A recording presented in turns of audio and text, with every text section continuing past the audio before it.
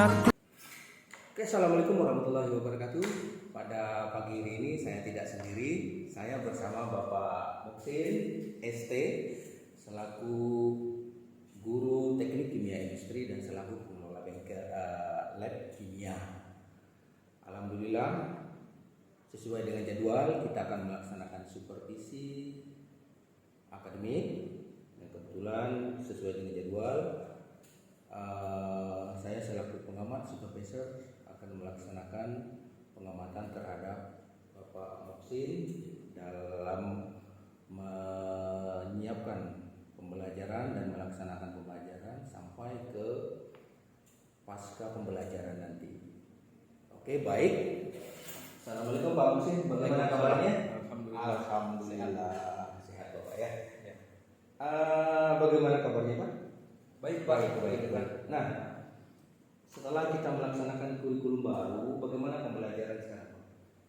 Pembelajaran sekarang memang ada perubahan Pak ya.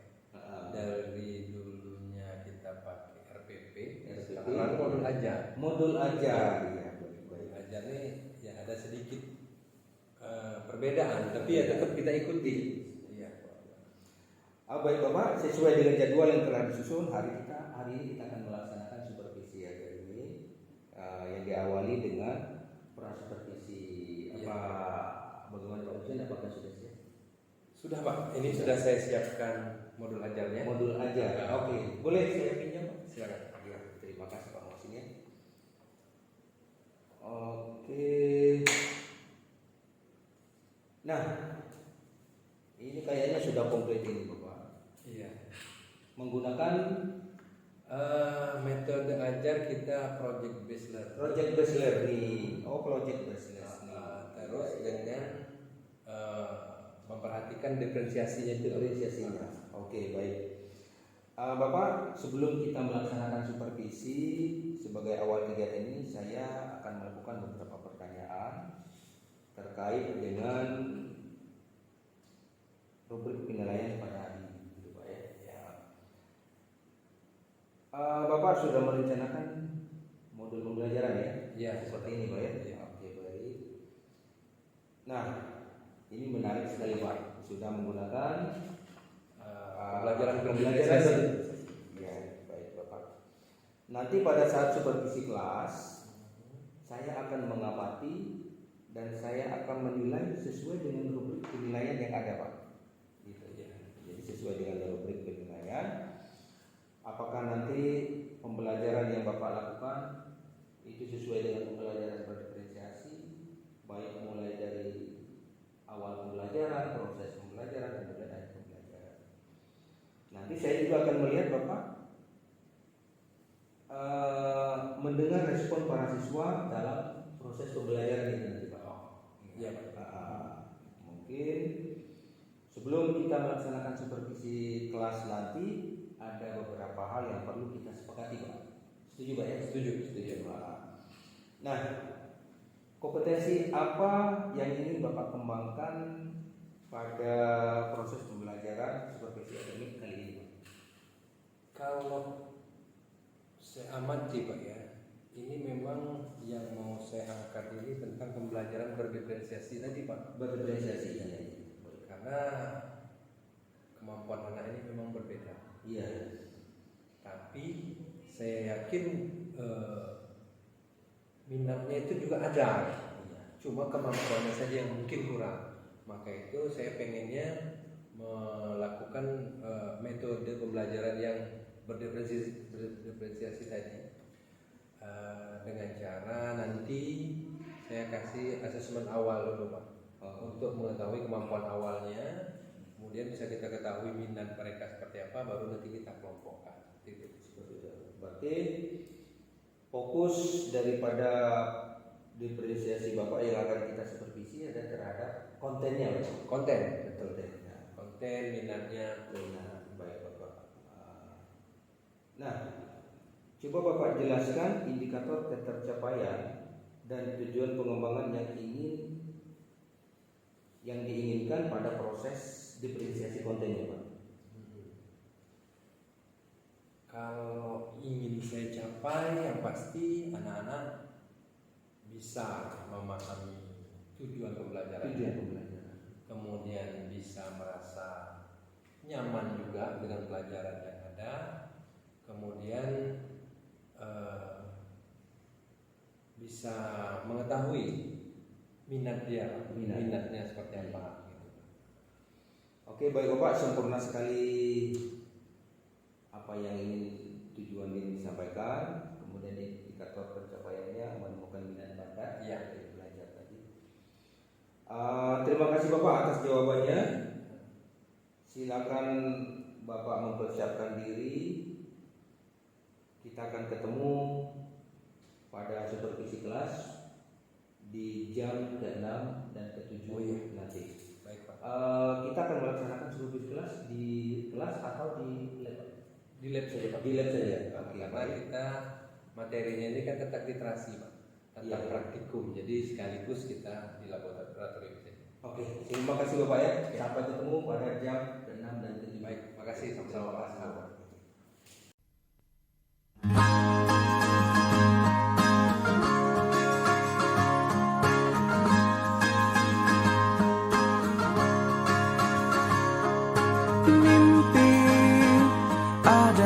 Warahmatullahi wabarakatuh. Bagaimana kabarnya kalian semua? Baik, hari ini kita akan mempelajari tentang literasi. Tapi sebelum kita mulai aktivitas, ada baiknya seperti biasa kita berdoa. Andika, silakan pimpin doa. Oke, marilah teman-teman sebelum memulai pelajaran ada baiknya kita berdoa menurut agama dan kepercayaan Islam. Baik, sebelumnya Bapak absen dulu ya.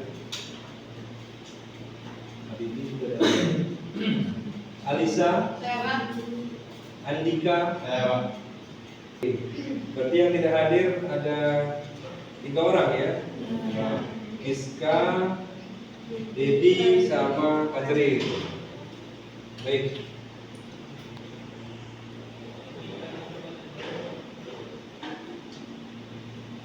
Hari ini kita belajar tentang literasi. Literasi.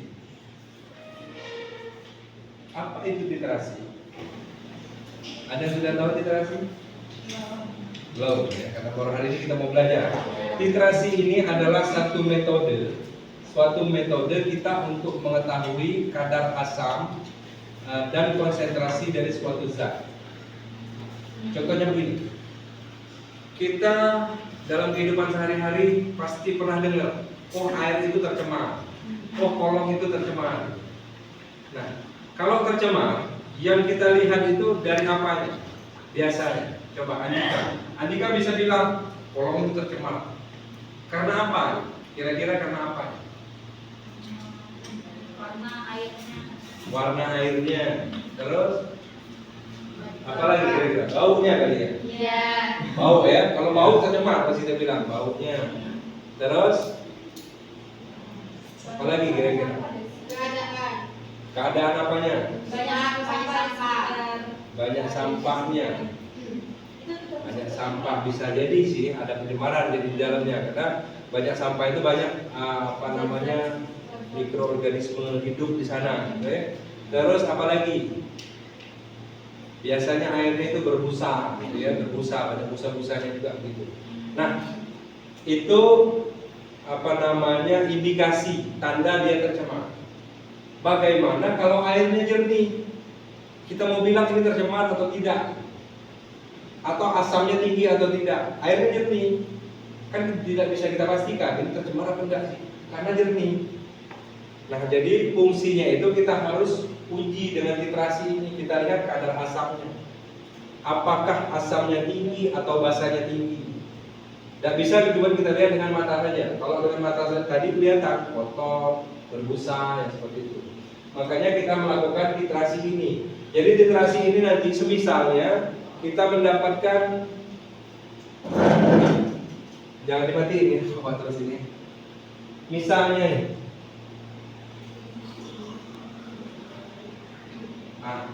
misalnya seperti ini, kita ambil sampel di kolong. Kita mau tahu berapa konsentrasinya, berapa pH. pH-nya oke, tapi yang penting itu konsentrasinya. Konsentrasi asamnya, kalau dia asam konsentrasi asamnya, kalau dia basah konsentrasi basahnya. Tapi biasanya keadaan lingkungan kita ini selalu asam. Lingkungan ini selalu asam. Karena apa? Karena air hujan itu sendiri asam. Asam itu mungkin kalian tahu ya, kalau asam itu pH-nya besar atau pH kecil dari 7. pH. Ya, pH normal itu kan 7. Kemudian ada 14, ada 0. Ini berarti ada 1, 2, 3, 4, 5, 6 ya. 8, 9, 10, 11, 12, 13. Yang asam itu yang kecil ini atau yang besar ini? Kecil. Ini asam. Ini basah. Jadi ingetin kalau pH-nya besar itu basah. Ya, kalau pH besar itu basah. Kalau pH kecil itu asam. Nah, air kita kebanyakan asam. Karena apa? Karena air hujan itu sendiri posisinya itu asam. Air hujan itu posisinya asam. Contohnya apa? Ketika ada tempat kita ada orang pelihara ikan di kolam. Kalau kena hujan, musim hujan banyak, ikannya banyak mati. Karena kolamnya menjadi asam. Nah, kalau hujan seperti itu masuk ke kolam, ya kolomnya jadi asam juga. Jadi air di sekitar kita itu asam, yang kebanyakan asam. Jadi yang kalau kita cek ini kemungkinan besar dia asam. Cuman kita belum tahu asamnya berapa, konsentrasinya tinggi atau rendah. Kalau konsentrasinya rendah tidak masalah. Atau misalnya kalau kita bilang pH-nya itu pH asam tapi 456 masih segini, itu tidak terlalu masalah.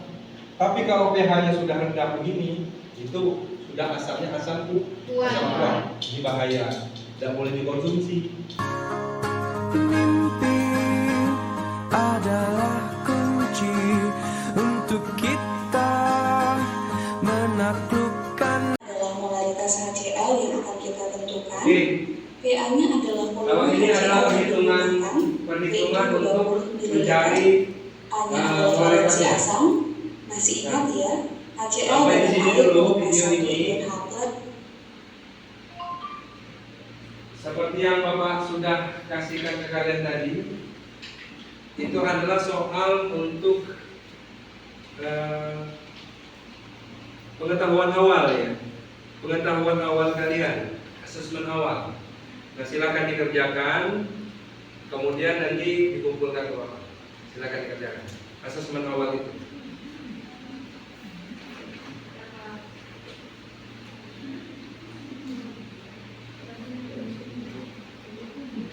Oke, sudah. Kita menaklukkan dunia, berlarilah tanpa lelah. Baiklah anak-anak sekalian, setelah tadi kalian mengerjakan tes awal, sekarang Bapak bagi menjadi 3 kelompok ya. 3 kelompok, ini adalah lembar kerjanya. Silakan duduk berdasarkan kelompoknya dulu. Sini mungkin satu kelompok di sini, sini satu kelompok, kemudian satu kelompoknya situ. Kelompok saya lah sini. 6 satu orang 4 saja. 3 kelompok. Ini kelompok Tasya, ini kelompok Saira, ini kelompok Putri.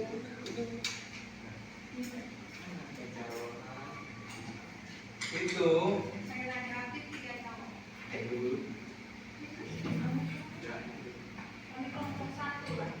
ya.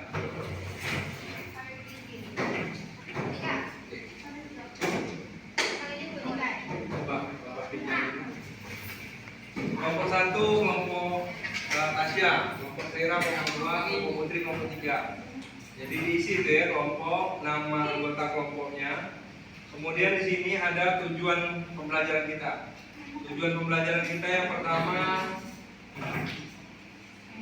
siswa mampu setelah proses ini, siswa mampu merangkai peralatan praktikum literasi dengan baik dan benar. Jadi habis ini Bapak harapkan bisa kalian merangkai dengan benar. Ya, nanti di situ ada videonya, cara merangkainya. Kemudian yang kedua, mampu menjalankan praktikum dengan baik dan benar. Maksudnya menjalankan praktikum itu nanti kan ada aturan-aturannya, ada langkah-langkahnya. Pertama masukkan apa, kemudian cara titrasinya, gitu ya. Yang ketiga, siswa mampu menghitung konsentrasi titrat. Titrat itu adalah materi atau bahan yang mau kita ukur, itu titrat. Kalau titran, apa titran tadi? Yang sudah diketahui konsentrasinya, ya. Titran itu yang sudah kita ketahui konsentrasinya. Titran itu yang mau kita cari, sampel atau analit yang mau kita analisa. Itu titran. Yang di bawah kalau nanti praktek itu yang di bawah itu, yang di Erlenmeyer. Yang di atas itu titrannya. Ya. Kemudian alat yang digunakan, kalian tulis alat yang digunakan, kemudian juga bahan yang digunakan, dan juga prosedur. Kalau yang seperti ini sebenarnya Bapak mengadopsi kalau ketika nanti kalian kuliah. Kalau kuliah nanti, kita itu cari prosedurnya sendiri. Materi yang mau kita praktekkan kita belajar sendiri. Ya berkelompok pastinya. Nah, kita pinjam dengan senior kita, dengan kakak kelas. Makanya kalau kita kuliah itu dengan kakak kelas itu pasti kompak.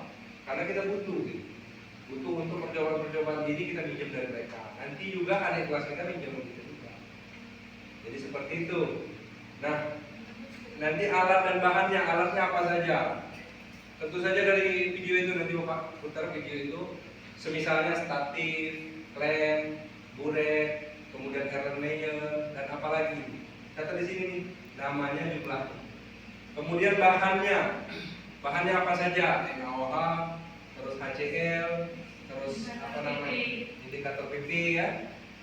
Lalu prosedurnya. Setelah itu sudah siap semua, baru kita nanti rangkai alatnya. Nah nanti minjemnya itu berdasarkan alat yang kalian tulis ini. Supaya kembalinya nanti juga pasti gitu ya. Jadi bukan kayak kita ambil saja itu tidak pasti siapa apa namanya kembalinya berapa, minjamnya berapa gitu. Nah kemudian baru di sini nanti hasil percobaannya kita tulis di sini. Oke, paham kira-kira? Ada yang mau ditanyakan? Oke, ini perhatikan di sini nih untuk alat dan bahan serta prosedurnya. Alat dan bahan dulu. Boleh cukup apa namanya? sampai engkau meraihnya. Laskar Pelangi. Kamu mantai. Udah kelihatan ya?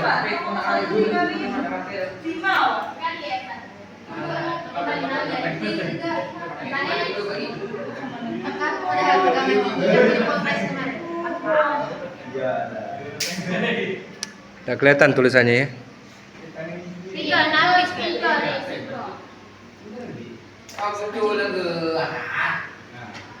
Ya benar.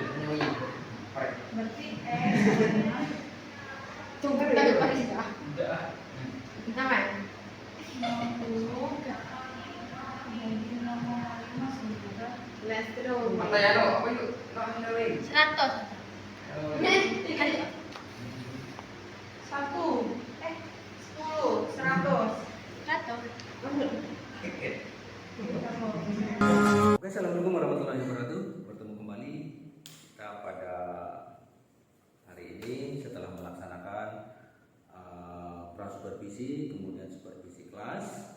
Nah, tiba saatnya kita akan melaksanakan pasca supervisi. Bagaimana kelanjutan dari pembelajaran yang sudah dilakukan oleh Bapak Muhsin SD tadi. Kita sudah menyimak kembali. Oke, Bapak Muhsin, bisa kita mulai Pak ya? Bisa. Baik. Bagaimana tadi hasil proses pembelajaran yang sudah dilakukan? Apakah sudah berjalan dengan lancar atau bagaimana Bapak? Alhamdulillah proses pembelajaran tadi berjalan baik. Berjalan baik. Terus ada yang ingin saya tanyakan ke Bapak sama Bapak, apa saja yang sudah dilakukan pada saat pembelajaran terkait dengan indikator ketercapaian didikan berdasarkan diferensiasi konten tadi Pak? Ya. Sesuai dengan tujuan kita di awal tadi Pak ya, bahwa kita ingin melaksanakan pembelajaran yang berdiferensiasi itu Pak. Jadi yang pertama seperti biasa saya menetapkan tujuan pembelajaran. Kemudian yang kedua kita lakukan asesmen awal untuk mengetahui minat siswa. Kemudian yang ketiga kita bagi kelompok. Cara bagi kelompok ini bagaimana? Nah kalau untuk yang ini kita bagi kelompoknya dari asesmen awal itu kan ada 3 Pak ya. Iya. Ada 3 kategori memahami atau kita bisa bilang baik, cukup dan kurang. Baik dan cukup dan kurang. Nah, yang cukup ini kalau metode saya itu saya bagi Pak kepada kelompok, misalnya ada 6 siswa yang kategori baik, kita masukkan ke dalam kelompok itu masing-masing 2. Sehingga diharapkan dia menjadi semacam konselor sebaya, ya bisa pembimbing sebaya. Iya. Dia bisa membimbing yang kurang-kurang seperti itu. Kemudian setelah itu metode pembelajarannya yang kita lakukan adalah project based learning. Jadi kita praktikum literasi tadi, juga ada juga hasilnya. Kemudian terakhir ya, refleksi. Setelah Bapak membagikan kelompok tadi sesuai dengan asesmen awal, bagaimana hasil pembelajaran? Saya merasa beda. Beda. Hari ini anak-anak itu lebih enjoy gitu Pak. Lebih enjoy. Jadi kalau selama ini ada anak yang dikasih pelajaran dia seperti takut. Tapi tadi ketika kita kasih tugas, anak ada memang kemampuan kurang. Secara tertulis, secara dia kurang. Tapi ketika dia praktik, dia suka. Makanya enjoy sekali. Enjoy sekali. Alhamdulillah. Bapak sesuai dengan modul yang Bapak sampaikan ke kami, saya selaku supervisor, kemudian hasil pelaksanaan supervisi kelas tadi terlihat Bapak sudah melaksanakan pembelajaran berdiferensiasi meskipun belum seutuhnya Pak ya. Sesuai dengan saya amati, saya mendapat beberapa catatan ini. Bapak sudah menyampaikan berdiferensiasi sesuai dengan alurnya yang pertama. Artinya Bapak sudah merancang pembelajaran dengan baik. Apa yang telah disampaikan di dalam modul. Kemudian tadi saya juga melihat dan mendengar bagaimana aksi reaksi tanya jawab dengan para siswa. Kemudian bagaimana Bapak fokus terhadap pembelajaran terhadap anak-anak juga. Kemudian Bapak menerima bagaimana jawaban dari siswa-siswa tadi. Namun ada sedikit yang ingin saya sampaikan Pak. Berdasarkan hasil pengamatan saya, meskipun Bapak sudah melaksanakan kegiatan penutup tadi, tetapi perlu penguatan kembali agar kedepannya pembelajaran lebih baik. Nah, yang terakhir Bapak, sebelum kita akhiri prasupervisi ini, untuk kedepannya kompetensi apa yang kira-kira atau kompetensi apa lagi yang ingin Bapak kembangkan? Ya Pak. Proses pembelajaran berdiferensiasi masih berdiferensiasi. Sebenarnya ini kan memang pokok ya, pokok dalam pembelajaran. Jadi saya merasa memang pasti masih ada kekurangan. Jadi saya ingin mendalami lagi Pak tentang pembelajaran berdiferensiasi. Oke, Bapak sangat luar biasa sekali ini. Terima kasih Bapak. Terima kasih sudah melakukan sama-sama tanya jawab kemudian supervisi tadi. Mungkin kita bisa ketemu sampai di sini. Saya akan diri. Assalamualaikum warahmatullahi wabarakatuh. Terima kasih Bapak, sama-sama. Terima kasih. Sukses selalu. Amin. Terima kasih. Oke, baiklah, demikianlah kegiatan supervisi akademik dengan menggunakan pendekatan coaching yang telah kita lakukan bersama guru kimia kita Bapak Moksin Sarjana Teknik, yang sudah kita lalui dengan rangkaian pra supervisi, kemudian supervisi kelas, kemudian dilanjut dengan pasca supervisi. Mudah-mudahan kegiatan supervisi ini akan mengembangkan pembelajaran yang akan kita sampaikan kepada peserta didik kita. Lebih kurang mohon maaf. Billahi taufiq wal hidayah. Wassalamualaikum warahmatullahi wabarakatuh.